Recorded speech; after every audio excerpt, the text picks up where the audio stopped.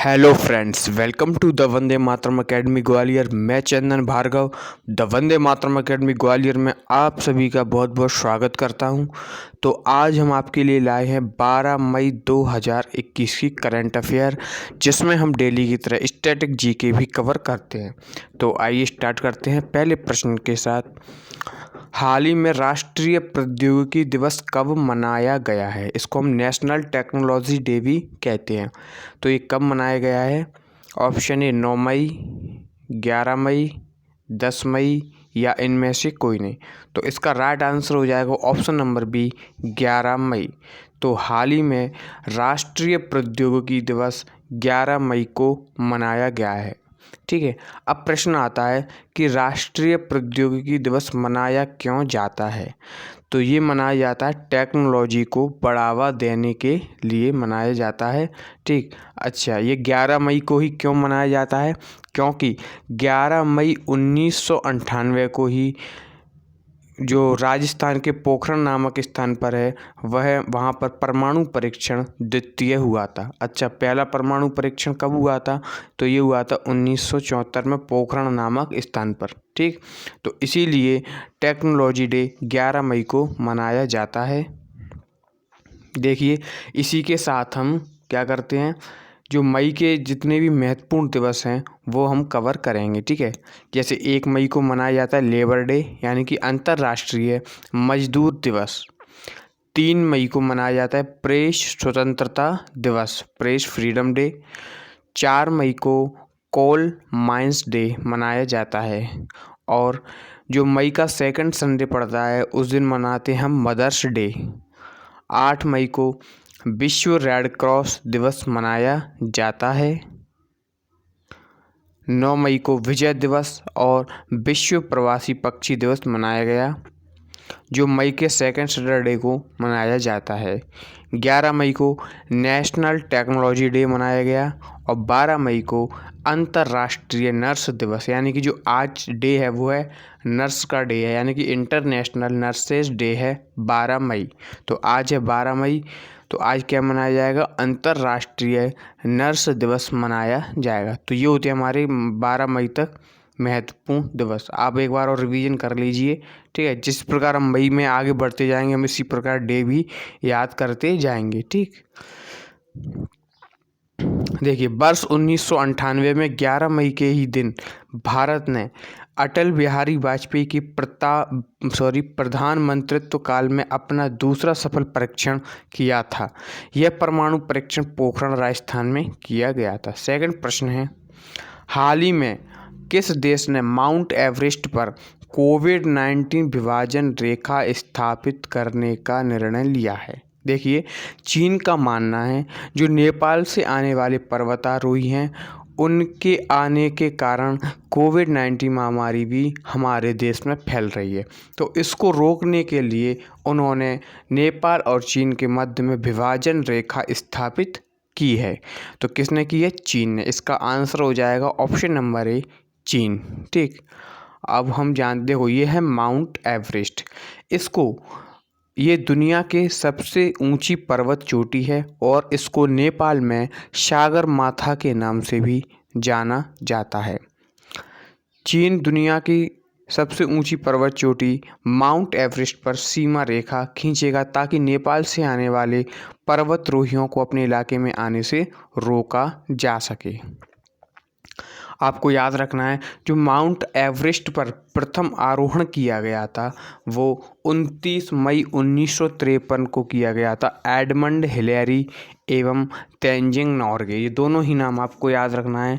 Edmund Hillary और तेंजिंग नोर्गे, ये दोनों ही माउंट एवरेस्ट पर पहली बार इन्होंने चढ़ाई की थी। तो कब की थी? डेट भी आपको याद रखना है, 29 मई 1953।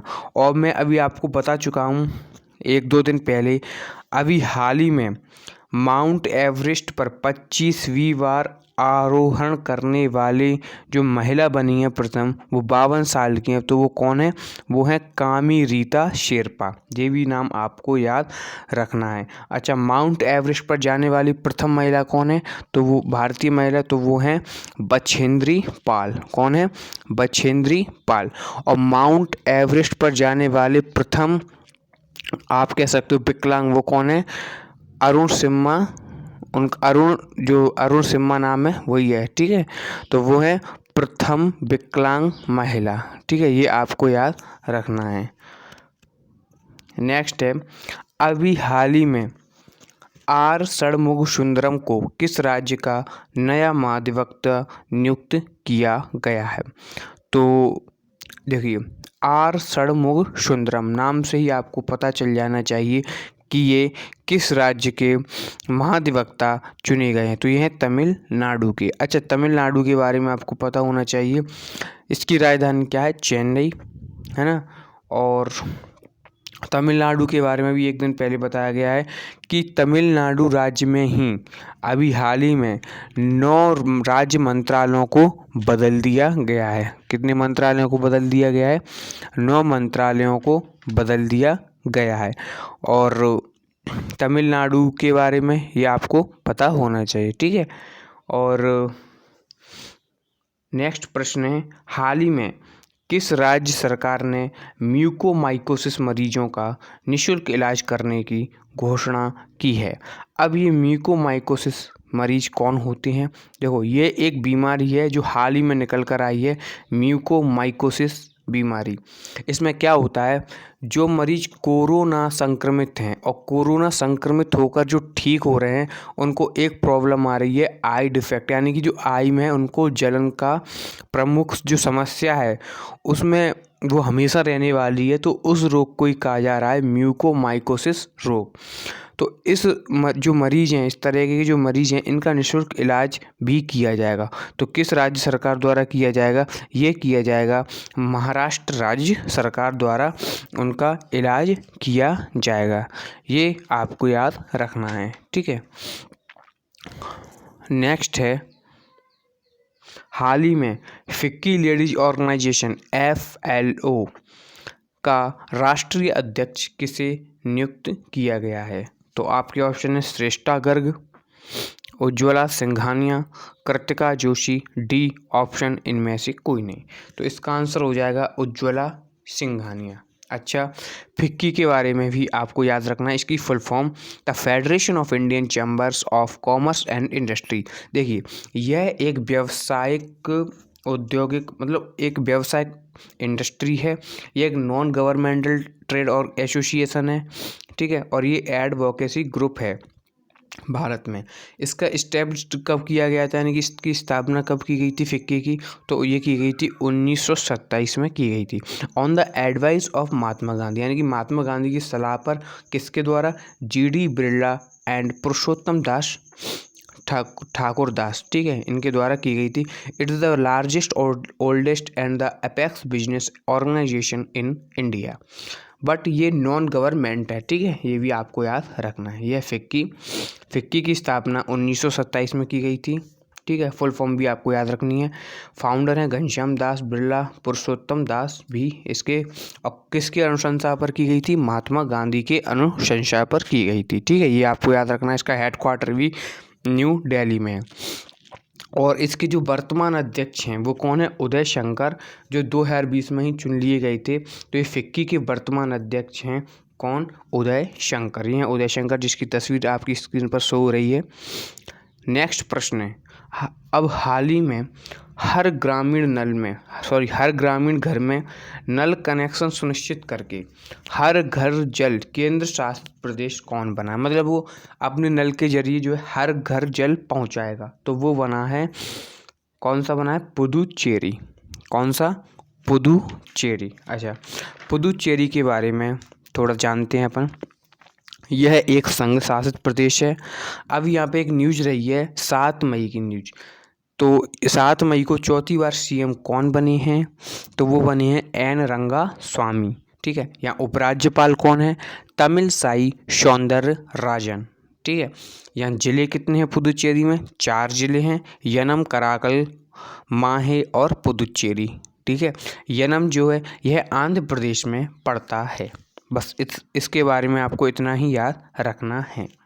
नेक्स्ट प्रश्न है, अभी हाल ही में आरबीआई ने किसे कार्यकारी निदेशक नियुक्त किया है? शंकर घोष, एस जानकी रमन, जोस जे कट्टर या इनमें से कोई नहीं। तो इसका आंसर क्या हो जाएगा? ऑप्शन नंबर सी, जोस जे कट्टर। अच्छा, आरबीआई के बारे में, आरबीआई एक्ट कब आया था?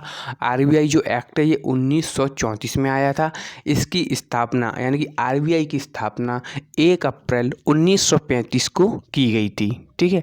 और इसका जो राष्ट्रीयकरण है वो कब किया गया था? 1949 में आरबीआई का राष्ट्रीयकरण किया गया था। ये आपको याद रखना है। नेक्स्ट प्रश्न है, अभी हाल ही में किसने all electric motorcycle brand live wire launch किया है? तो बजाज, हार्ले डेविडसन, हीरो या इनमें से कोई नहीं।